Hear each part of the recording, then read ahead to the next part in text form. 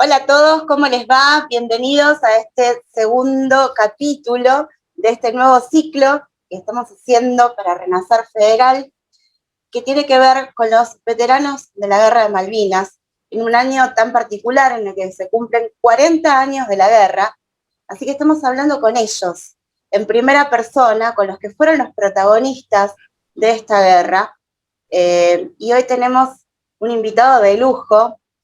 Lo tenemos a Marcelo Llambías. Muchas gracias, Marcelo, bienvenido. No, bueno, gracias dobles. Primero por lo de lujo y gracias por hacer este tipo de programas para mantener vigente lo que fue la gesta y lo que implica para el futuro la gesta, ¿no? Que es que no nos olvidemos que un pedazo de territorio nacional está ocupado mientras hacemos este programa por una potencia extranjera. Así que el agradecido soy yo.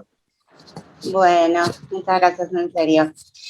Quiero arrancar como para ponernos en temas, sobre todo justamente por lo que decía al principio con la presentación, preguntándote qué sentís cuando año tras año son homenajeados en los diferentes puntos del país.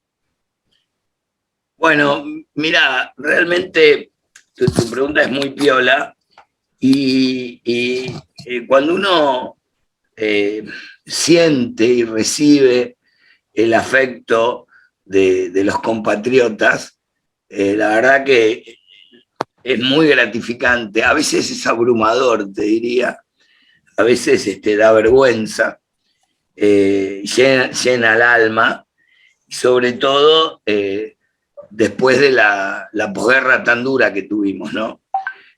Así que a veces te agradecen y yo lo que ya es como una muletilla, ya a veces me encuentro repitiendo siempre lo mismo.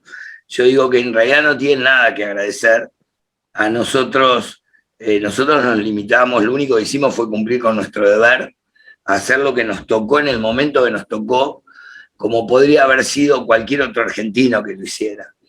Y para mí en lo personal, y yo creo que para la mayoría, la gran mayoría de los veteranos de guerra, es un honor haber tenido la oportunidad de defender el país.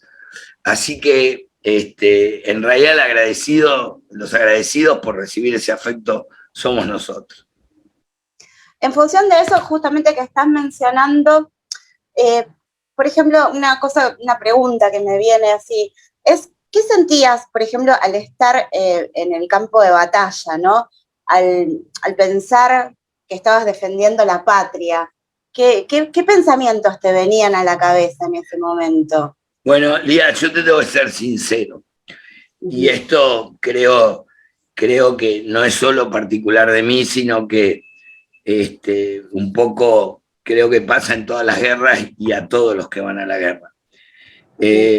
Vos vas a la guerra por patriotismo, vos vas a la guerra a defender tu nación, tu hogar, tu familia, vas convencido en la protección de Dios y de la Virgen, vas convencido porque es una causa noble. Pero cuando estás en el mismo momento de la guerra, vos no pensás en eso. Te mantienen en pie emociones muy primitivas. Emociones muy primitivas como la vergüenza, el no ser menos frente a tus compañeros, en no ser cobarde por los que te miran, por los que están al lado tuyo, y sobre todo combatís por el camarada, combatís por el que está al lado, y en última instancia combatís por la supervivencia. O sea, vos, es muy, muy primitivo todo. Por supuesto que antes de llegar a ese momento, lo que te sostiene es el amor a Dios y el amor a tu patria. No llegarías hasta ahí.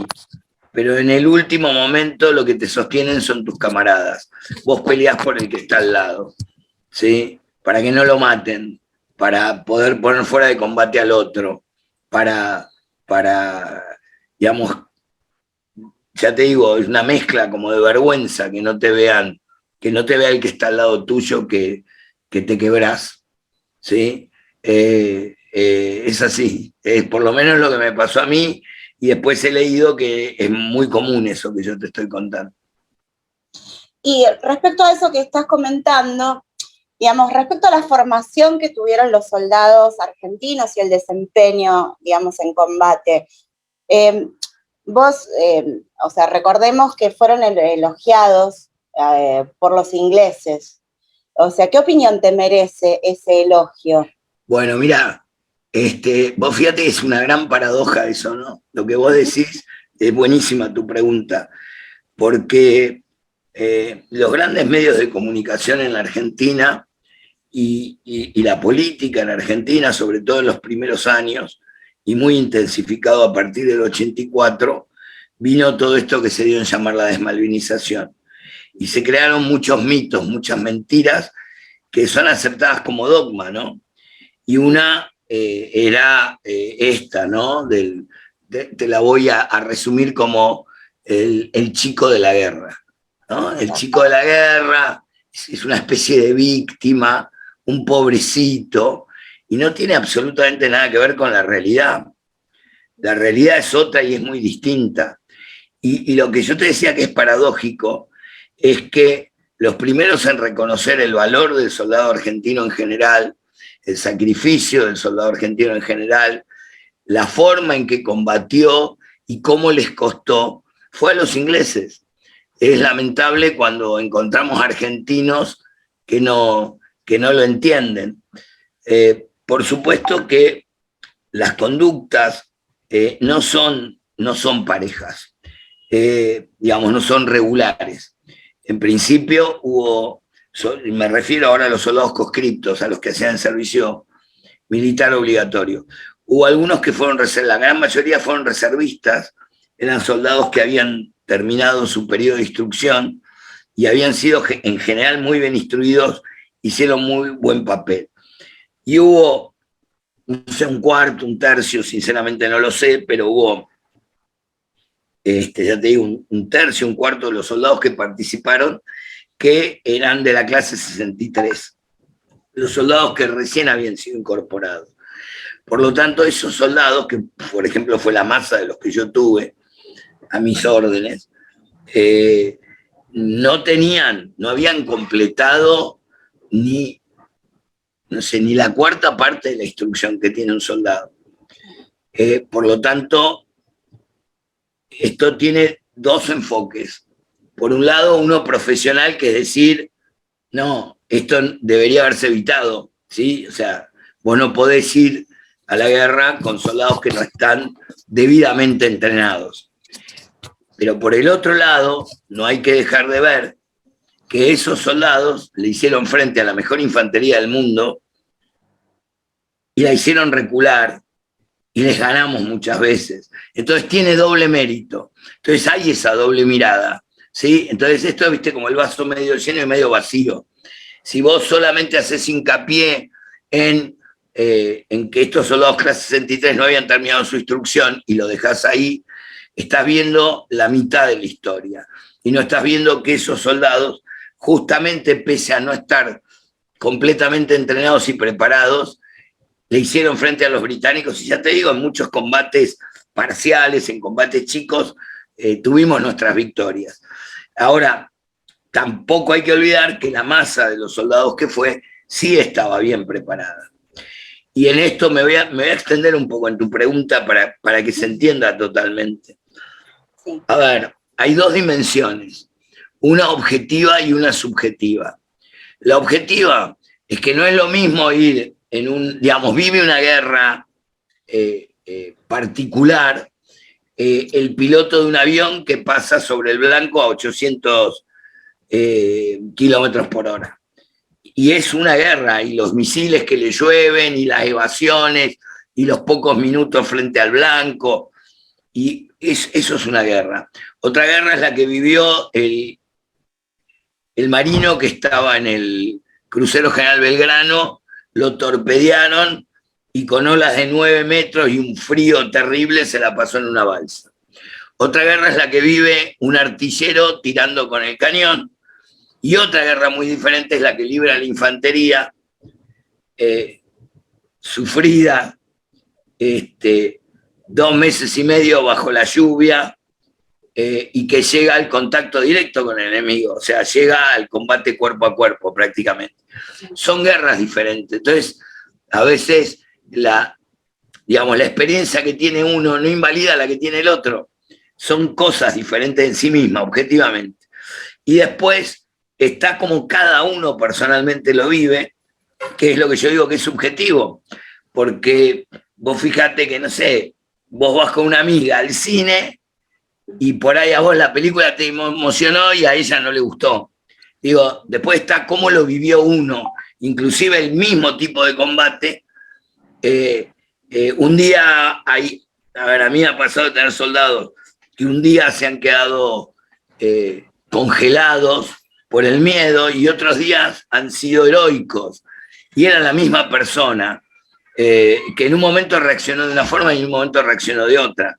Entonces es muy complicado. Yo con esto quería darte una visión general y honesta de cómo es. Sí, un poco por lo que vos mencionás tiene que ver incluso con la vida misma, ¿no? Un ser humano no reacciona de la misma manera 2 veces frente a una misma situación, digamos. Exacto. Entonces, esto trasladado a un tema bélico, como el que estamos mencionando, o sea, me imagino que debe tener otro trasfondo, incluso que tiene que ver con un clima distinto, con todo lo que significa estar en una guerra, que por suerte digo, a mí no me tocó vivirlo en carne propia, pero bueno, escuchándote a vos, bueno, la vez pasada lo entrevisté a Beto Altieri, entonces escuchándolos un poco a ustedes en primera persona contar estas cosas, claramente, sí, va a variar a cada momento incluso, ¿no? Todo lo que van viviendo y lo que van sintiendo. Por supuesto, Lía, mira, lo importante yo creo en esto es ser honesto y contar la verdad. Claro. Así que yo te soy honesto, y es así, son diferentes cosas y son situaciones límites. Y vos dijiste una cosa muy cierta, porque es la vida. Mira, un compañero mío, el coronel mayor Jiménez Corbalán, escribió un libro que se llama Malvinas en primera línea. Y una vez me pidió que yo se lo presentara. Y yo dije, mira, este libro es muy difícil, ¿no?, de presentar, porque cuando vos, no sé, te compras un libro de terror, la historia, o de misterio, es una cosa. Si ves una película, poner una comedia, es una cosa. Si ves un drama, es un drama. Y el libro es una mezcla de todo eso, es como un híbrido. ¿Por qué? Porque en realidad era la vida misma. Nosotros tuvimos momentos de euforia, momentos de risa, momentos que nos divertimos y momentos de dolor y momentos de sufrimiento muy grandes. Pero, digamos, enfocarse en una sola cosa es faltar a la verdad.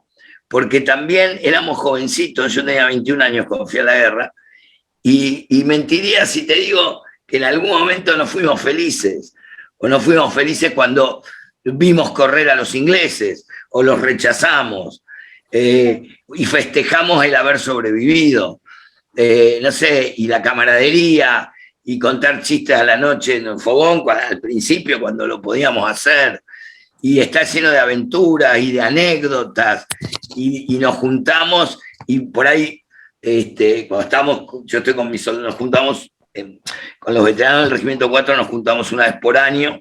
No lo hemos hecho estos 2 últimos años por la pandemia, pero si vos lo ves de afuera, por ahí sí, estos tipos que se están matando de risa, contando anécdotas, el día que le pasó una cosa a uno, al otro. Yo decía, estos tipos están todos locos. Bueno, es que fue así. La guerra fue la vida intensificada, porque vos no sabías, digamos, si ibas a estar vivo al día siguiente, entonces también lo vivías con mucha intensidad. Y por supuesto que también hubo momentos para las bromas, para las risas y para un montón de cosas.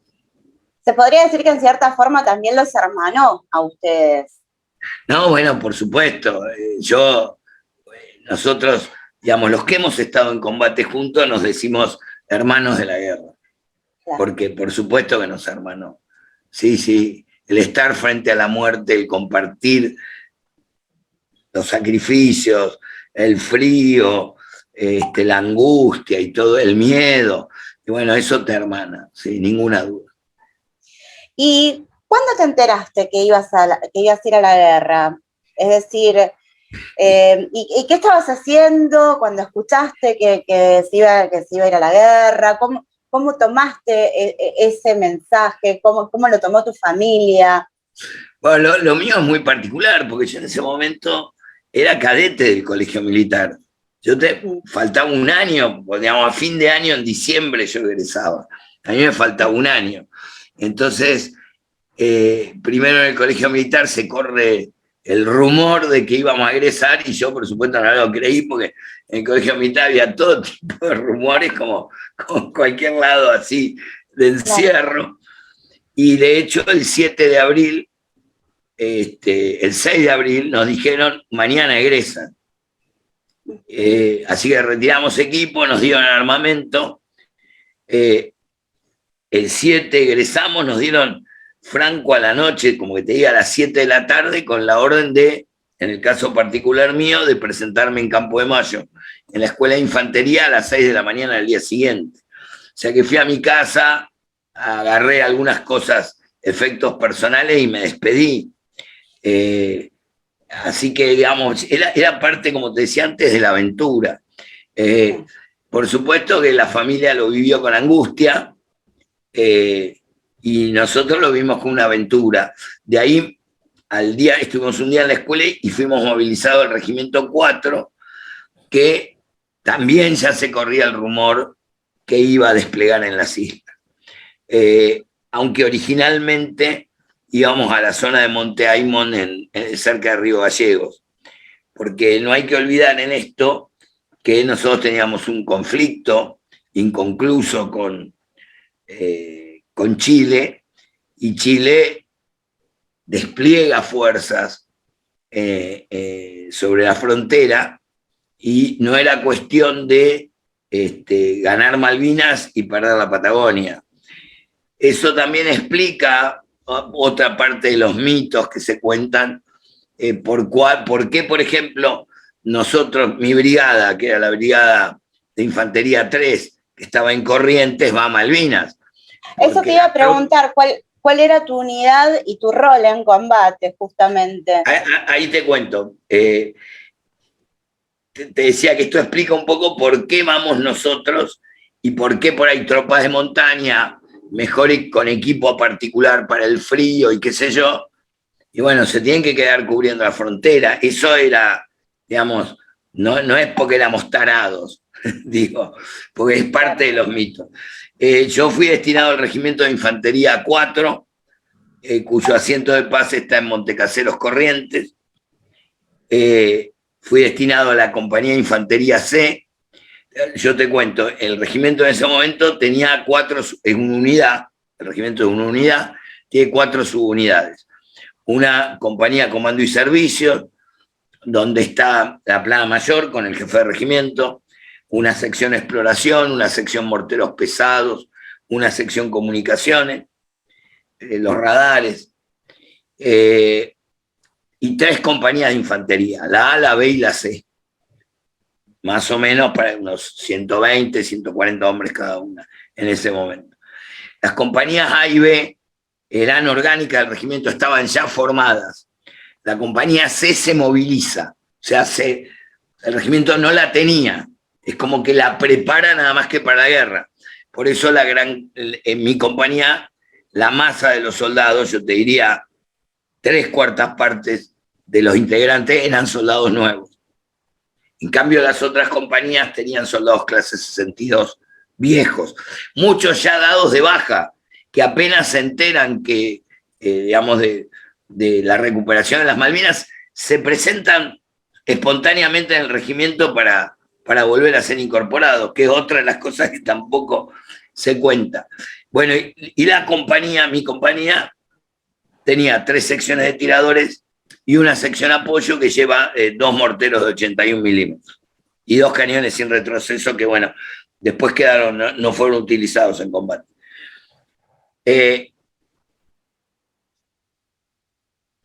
Yo era jefe de la tercera sección de tiradores de la compañía C, son más o menos 40 hombres, divididos en 3 grupos de tiradores y un grupo apoyo con 2 ametralladoras MAC, generalmente 2 lanzacohetes, que son como 2 bazucas para que se entienda.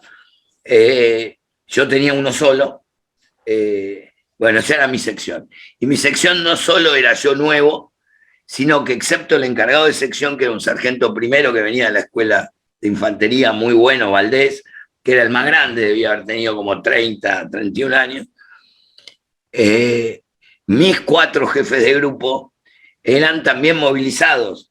Ellos estaban en la escuela de suboficiales y en vez de hacer 2 años, hicieron 1. O sea, tenían el 50% de la preparación que se exigía para ser cabo. Y mis 4 jefes de grupo eran cabos en comisión.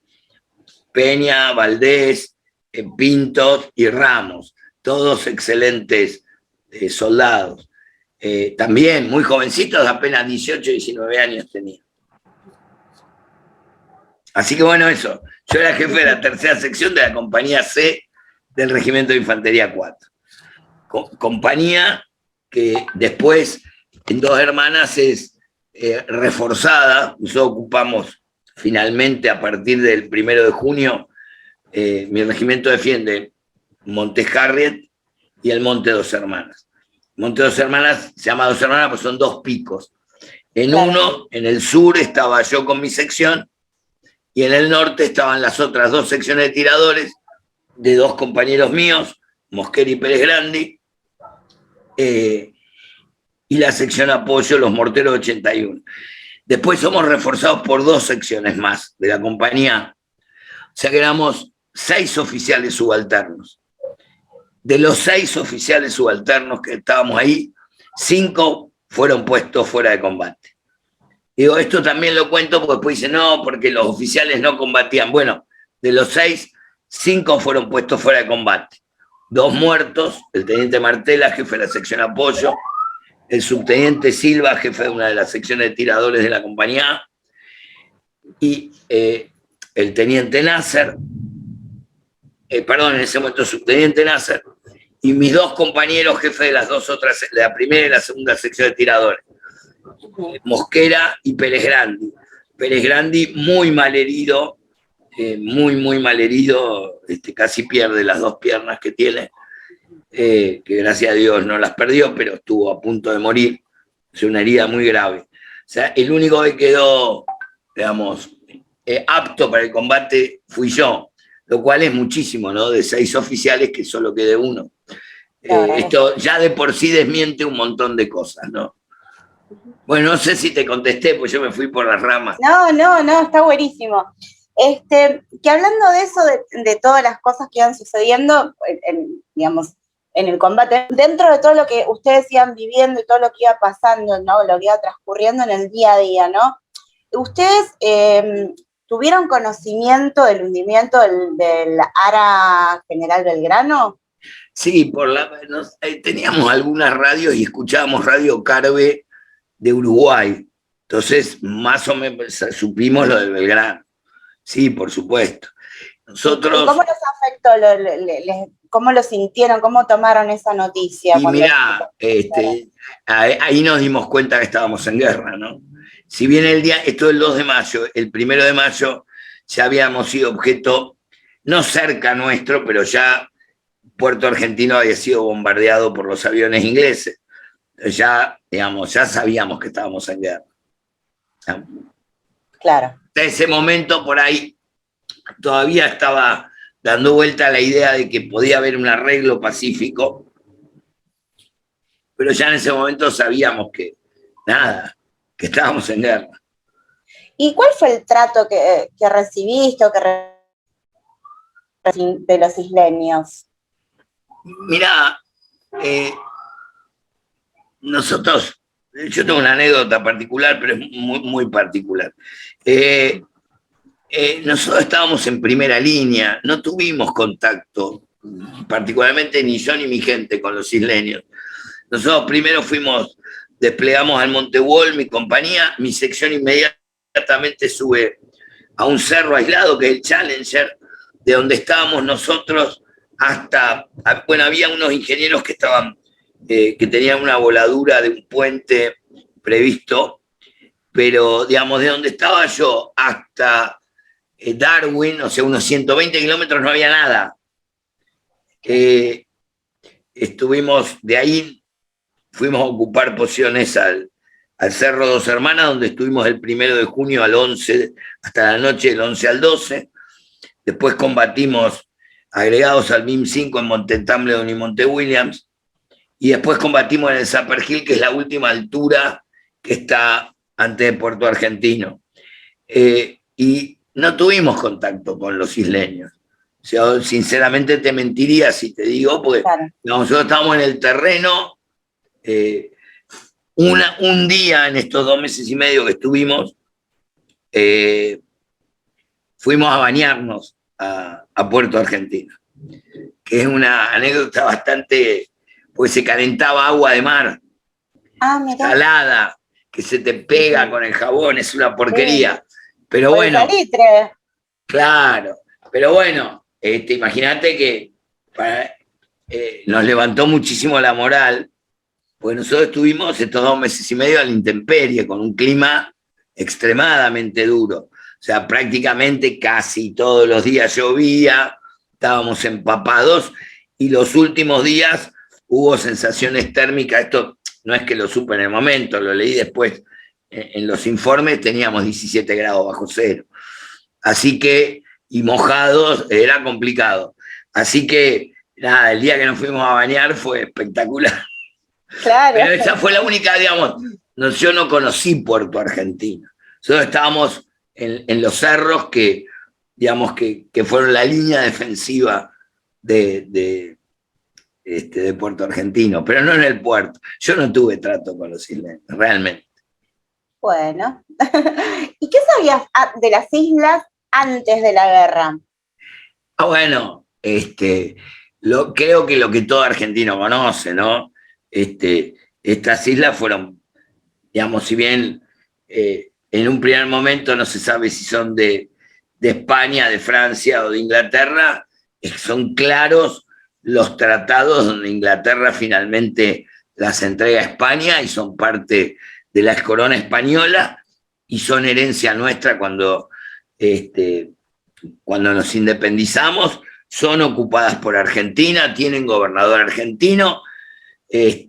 Hay un incidente un año antes con una fragata norteamericana que estaba pescando ballenas en la zona, en la Lexington. Y después en 1833, que vienen los ingleses y por la fuerza embarcan a nuestros gauchos, ¿no? y los llevan al Río de la Plata y toman posesión ilegítima e ilegal de las Malvinas. O sea, digamos, esto en lo histórico, burdamente resumido. No, está perfecto, pero tenías un conocimiento, no es que fuiste... No, por supuesto, y geográficamente están, digamos, son parte de nuestra plataforma continental, o sea, están a cuánto, a 12.000, 19.000, no sé cuántos kilómetros de Inglaterra, y tienen que ver, digamos, los británicos con las Malvinas, nada. La fuerza nomás, es su dominio imperial. Pero, no, bueno, yo creo que esto lo sabe, digamos, en la gran masa del pueblo argentino, del ciudadano argentino, esto lo sabe. A veces uno se encuentra con algún tarado, viste, que te dice, no, ¿por qué? Porque los habitantes tienen derecho a estar allá, y que son muy pocos, los traidores, los que son pro-británicos, gracias a Dios, son pocos. Yo creo que si hay una causa nacional que elude la grieta que hay en el país, es Malvinas. Totalmente. Y volviendo justamente al tema puntual de la guerra, ¿cuál era tu mayor temor cuando estabas combatiendo? Bueno, hay todo como un proceso con el miedo, ¿no? Uh-huh. Primero, Bueno, a nosotros nos bombardeaba la artillería naval y después la artillería terrestre todos los días a toda hora. Hasta que uno llega un momento que se acostumbra. O sea, hasta el oído, si no se hacía muy agudo el sonido del proyectil que caía, ni te tirabas cuerpo a tierra. Después empieza el miedo a los tiros. Después empezar a pensar, bueno, si me meten un tiro, me lo metan en la cabeza y no que se me salgan las tripas y que me muera sufriendo. Y después cuando ya estás en combate cercano y ya no es que le apuntás a una figura, a un punto, sino que le estás apuntando a un tipo que le ves la cara y viene con la bayoneta calada, bueno, ahí la cosa se pone todavía, digamos, el nivel de miedo es mucho mayor. O sea, ahí es como muy personal el asunto. Entonces también el miedo a ser herido con arma blanca es mayor a que te metan un tiro. Pero en el momento mismo del combate, esto viene después, en el momento mismo del combate, yo no sé si es por acción de la adrenalina o porque estás totalmente enfocado en lo que estás haciendo, no pensás en eso. Vos estás pensando en lo que tenés que hacer, ¿sí? En dirigir el fuego, en cargar la ametralladora, en tirar para un lado, vos estás como en acción. El miedo a veces viene después. A veces te empiezan a temblar las piernas como descontroladamente. Yo supongo que es cuando se va el efecto de la adrenalina, es como físico. Pero, qué sé yo, a ver, lo superás. Te vas acostumbrando, empieza a ser parte de tu vida cotidiana el saber que, bueno, que en cualquier momento te pueden matar. Y no estaba dentro, por ejemplo, de tu pensamiento, o sea, tu familia, pensar en si te herían o si te mataban, ¿no? Si eras un caído en combate, ¿cómo reaccionaría tu familia? ¿Eso no se te cruzaba por la cabeza? Sí, obviamente pensás en tu familia. Nosotros le rezábamos mucho a la Virgen de Luján y digamos, y además yo creo que la Virgen nos ayudó. Por ejemplo, en el amanecer de 12 de junio nosotros habíamos quedado en un lugar muy expuesto, que si salía el sol prácticamente los ingleses nos iban a fusilar. No fusilar, digo, estábamos sin cubierta y de golpe vino una niebla tremenda, rezamos, vino una niebla tremenda, empezó a nevar y nos evadimos de las narices de los ingleses. O sea, hay muchas cosas así que uno ha experimentado que, digamos, que era parte de la fe y lo que rezábamos también. Bueno, yo tuve en la sección 5 muertos y 16 heridos. Pero realmente a veces cuando uno piensa todo lo que pasamos, no puedo creer que hayamos vuelto, ¿no? Así sí. Que yo creo que estuvimos protegidos. Y sí, por supuesto. Y por ahí los cubrió realmente la Virgen con su manto, para el que cree. Yo creo que sí. ¿Por qué no pensarlo de esa forma? Sí, yo creo que sí. Sí, tal cual. Y contame, yéndonos un poco a posteriori de la guerra, ¿qué opinás del trato que recibieron ustedes, ¿no? Los veteranos, los sucesivos gobiernos después de la guerra, ¿no? Sí, ¿qué trato les dieron, les dan? Sí, más que trato por los gobiernos, podríamos hablar de destrato. Destrato, sí. Realmente yo creo que es vergonzoso las mezquindades políticas, por ejemplo, de asociar los derechos soberanos y la recuperación de Malvinas al proceso de reorganización nacional y a un proyecto político cuando esto excede totalmente el marco de la coyuntura. Nosotros fuimos a pelear por la patria. Los soldados van a pelear por la patria, no pelean por un gobierno, por un proyecto político o por lo que sea. Y en eso yo creo que, digamos, la política fue muy mezquina. y sigue siendo mezquina. Fíjate que el día de hoy fueron veteranos a pedir por mejores condiciones de salud y la policía de la ciudad, de Larreta, los corrió a palazos. Qué vergüenza. Cuando en Buenos Aires vivimos todos los días múltiples piquetes que ya no sabemos ni por qué se hacen y está la policía protegiéndolos. Pero al veterano de guerra hoy le pegaron. No solamente eso, que algo que es indignante, además de que vivimos con múltiples piquetes que se los protege, además encima cobran esos piqueteros todos los meses por ir a cortar, a molestar a los que trabajamos, porque nosotros no somos planeros en definitiva. Qué vergüenza, realmente es una vergüenza. Pero fíjate que por ahí esto es muy puntual, pero refleja la actitud de los políticos con los veteranos de guerra. Vos fíjate que ahora se cumplen, vos bien lo dijiste al empezar el programa, 40 años de Malvinas y nunca hubo un desfile de veteranos de guerra. Jamás. Y durante el gobierno de Macri hubo un 25 de mayo y un 9 de julio que autorizaron a desfilar.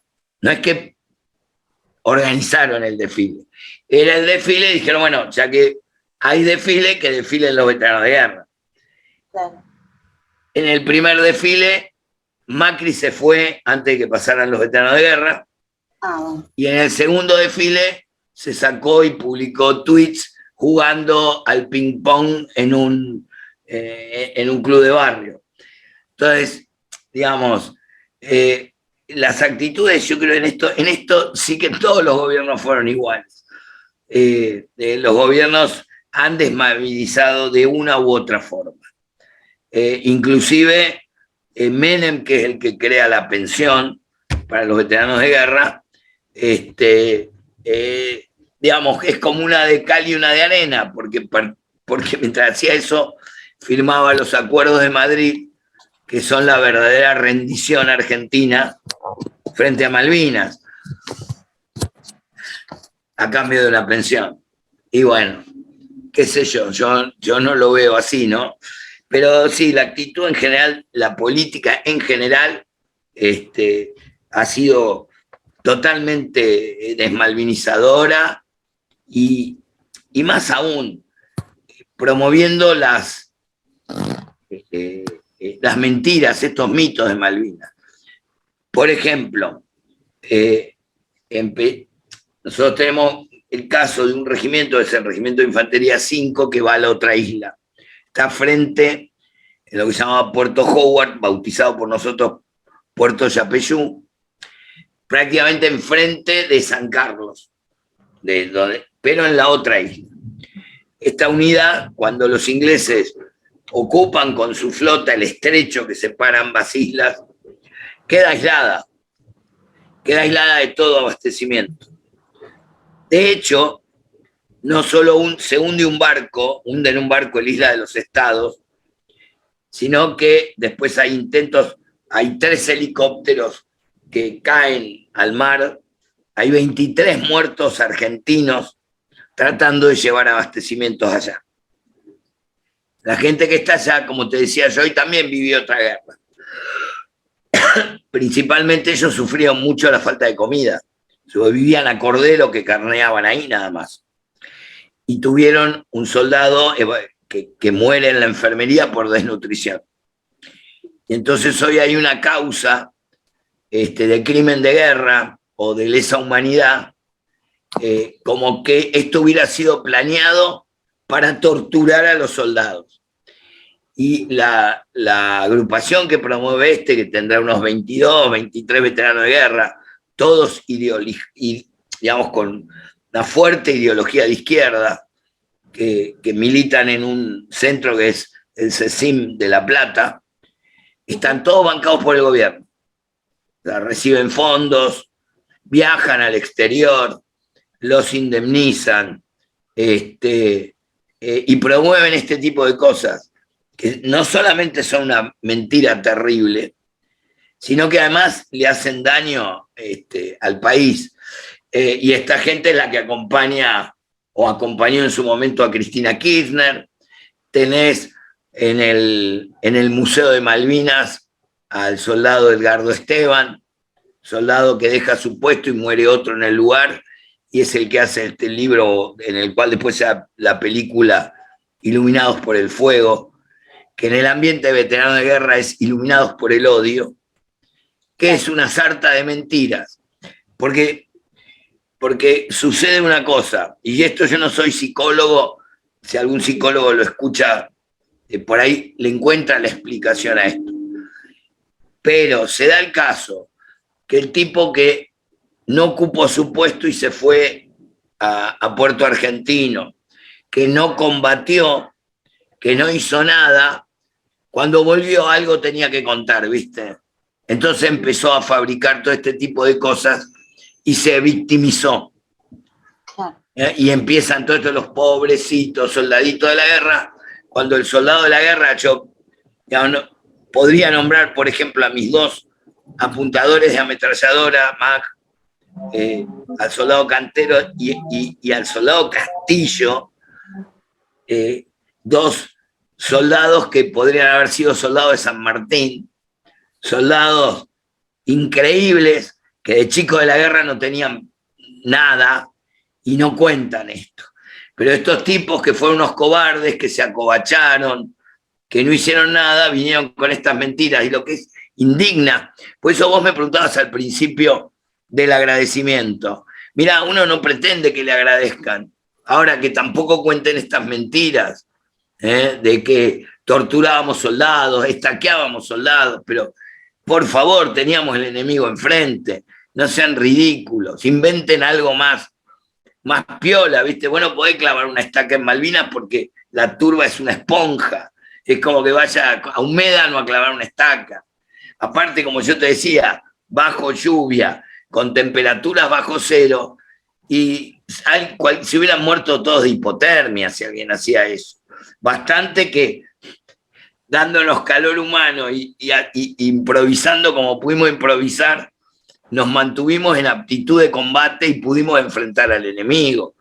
Entonces, esto sí es indignante. Y vos fíjate que todos estos tipos han ocupado cargos a dedo, presidente de la Federación Nacional, el del CECIEN en la época del gobierno de Cristina, a todos estos le dan plata, viajan, viven su... Vos decís de qué viven, no laburan, todo el resto laburamos.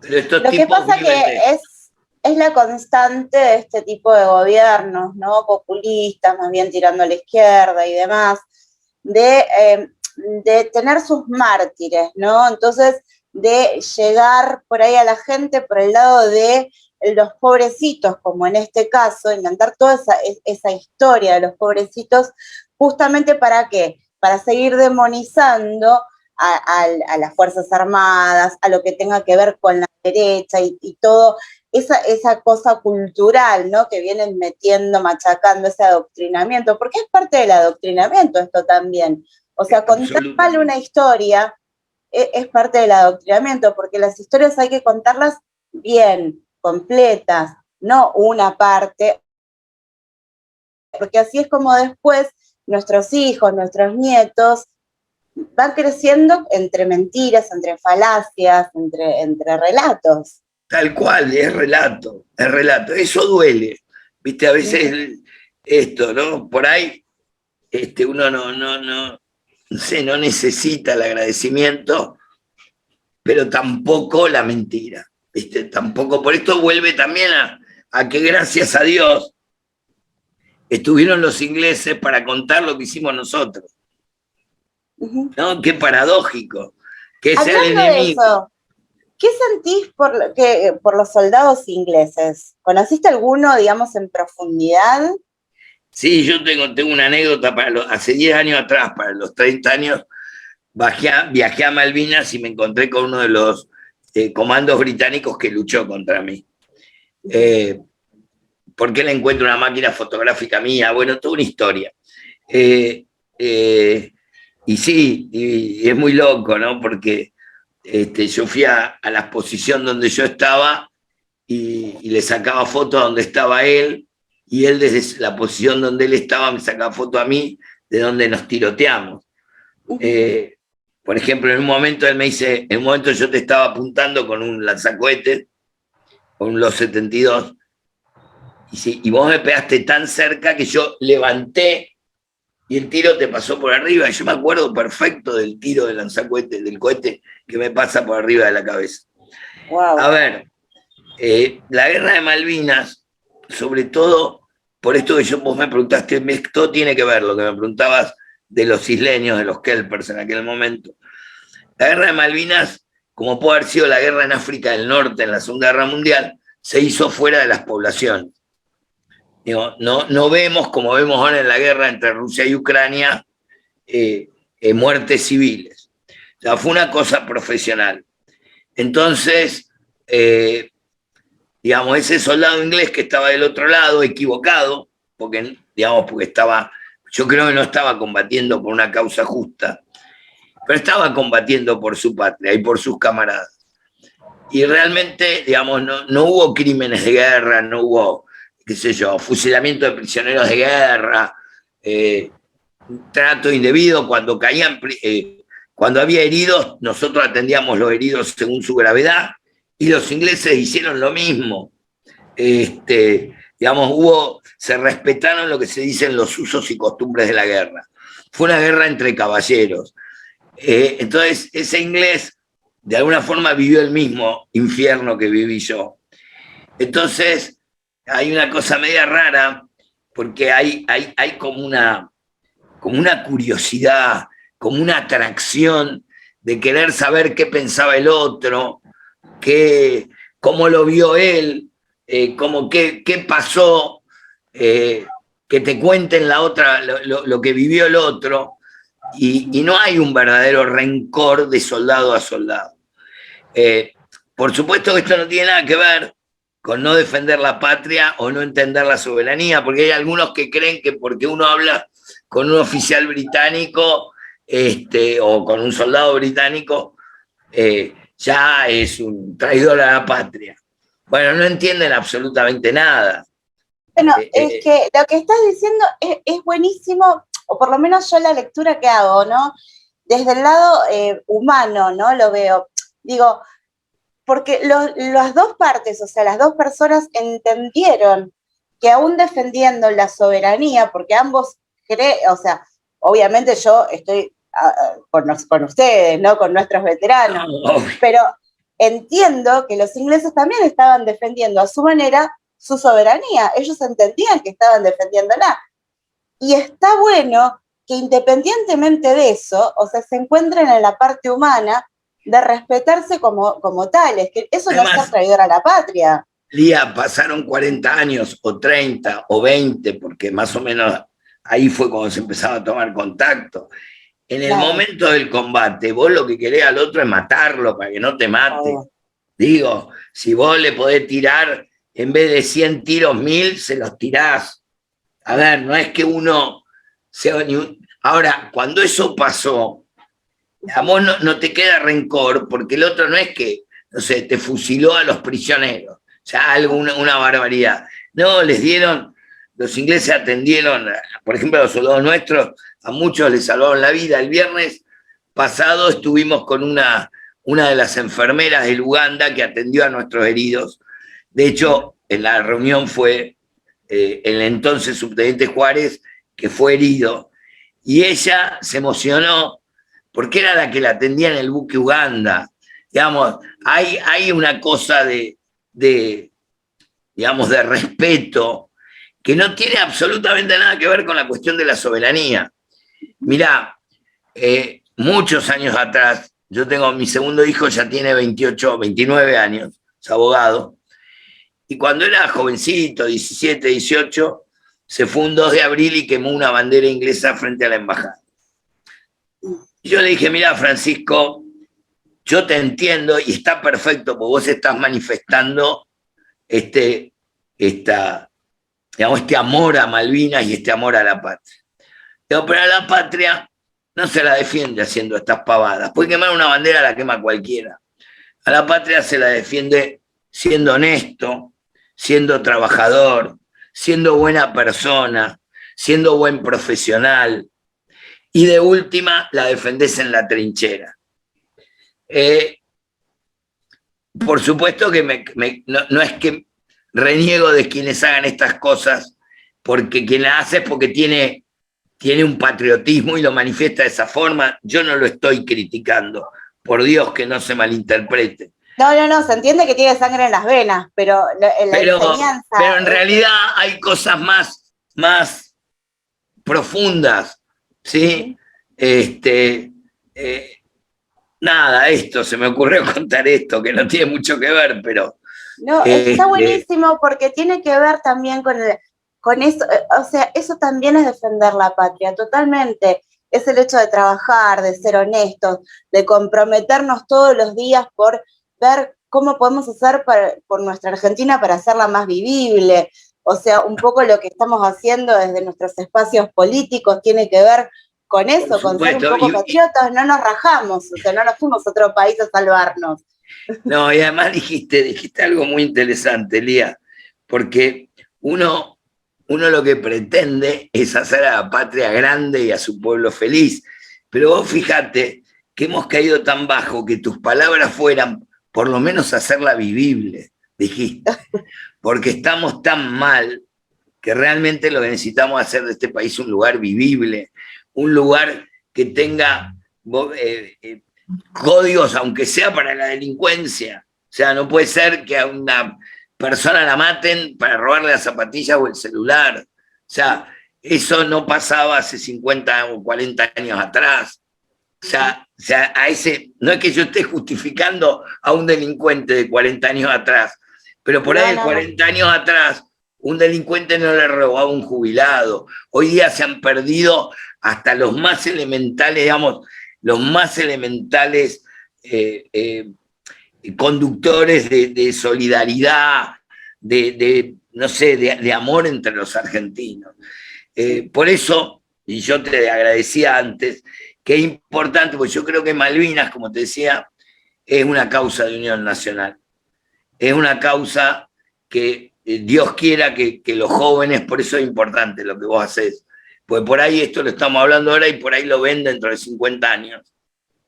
Sí. Es verdad. ¿Viste? Por ahí ni vos ni yo estemos ya dentro de 100 años y por ahí esto queda.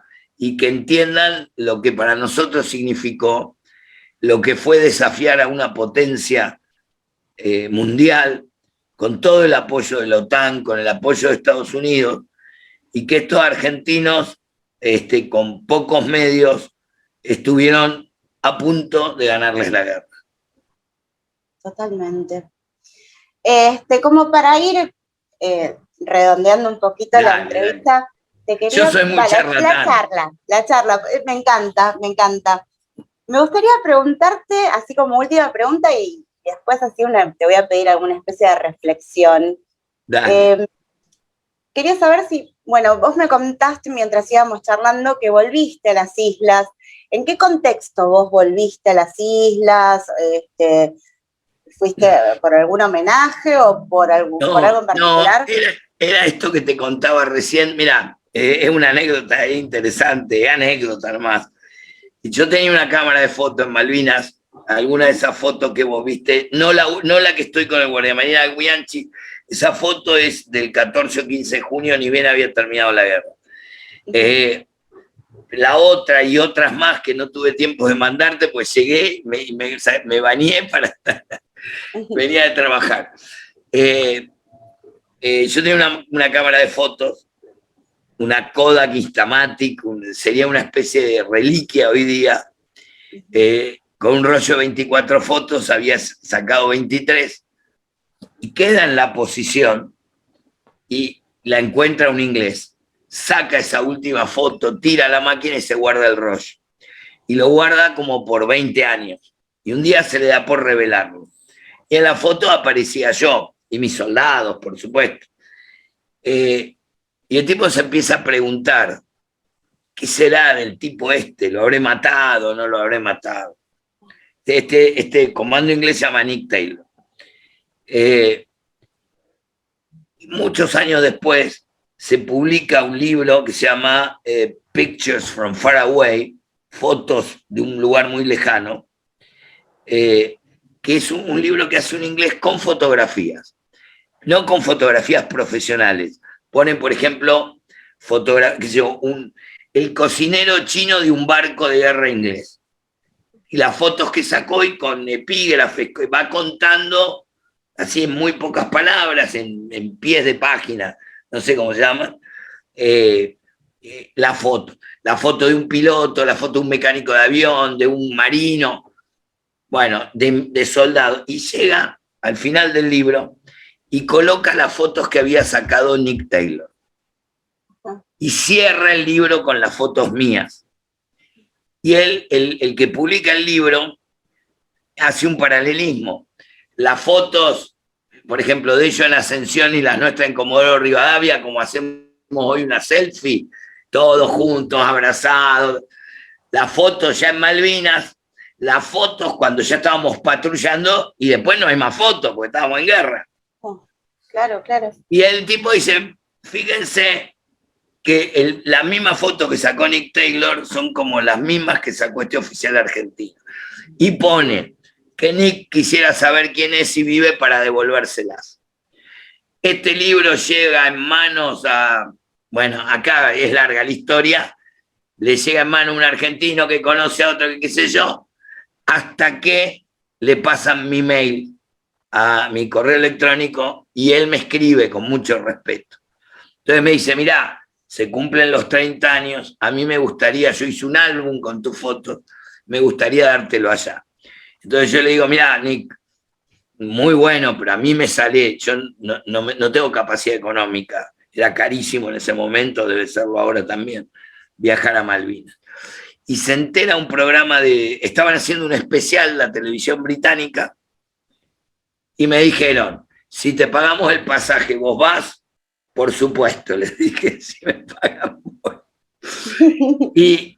Pero me pusieron una condición, que no hablara más con Nick, que no me mensajeara, que ellos querían que nos encontráramos allá. Así que nos pusieron unos micrófonos, nosotros estuvimos en hoteles separados, yo nunca vi ni siquiera dónde estaban las cámaras. Parecía un reality show. Y en el lugar, en el cerro donde combatimos, yo me encontré con Nick. Él me dio las fotos, tomamos un whisky juntos, porque él había sacado de nuestras raciones botellitas de whisky que nos daban a nosotros. Entonces él dice, bueno, ahora yo te devuelvo porque yo venía muerto de hambre, también, porque ellos también, que la guerra es mala para los dos lados. Y bueno, y después ahí terminó lo que ellos filmaron y nos quedamos como una semana, así que después fuimos al cerro solos, hicimos todo el camino en la compañía de él es la que me ataca directamente a mí. Entonces hicimos todo el ataque de ellos y la defensa nuestra.